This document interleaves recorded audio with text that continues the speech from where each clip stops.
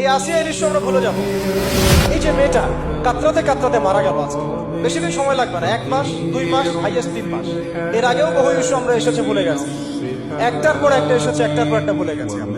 আপনারা দেখে নিয়েন 3 মাসের মধ্যে এই মেয়েটাকে সবাই ভুলে যাবে এবং যাবো ভবিষ্যৎ। লিখে নেন আপনারা, এই বাচ্চার কথা কেউ মনে রাখবে না, এই বাচ্চাটার কথা কেউ মনে রাখবে না।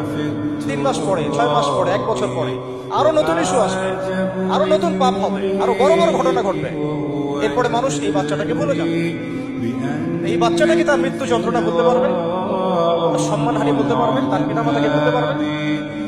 এখন প্রশ্ন হচ্ছে, তার পিতাকেও যদি আমরা জিজ্ঞাসা করি, ইসলামে রেপের শাস্তি হচ্ছে মৃত্যুদণ্ড, আর ব্যভিচারের শাস্তি হচ্ছে অর্ধেক কোমর পর্যন্ত পুঁতে পাথর নিক্ষেপ করে হত্যা করা।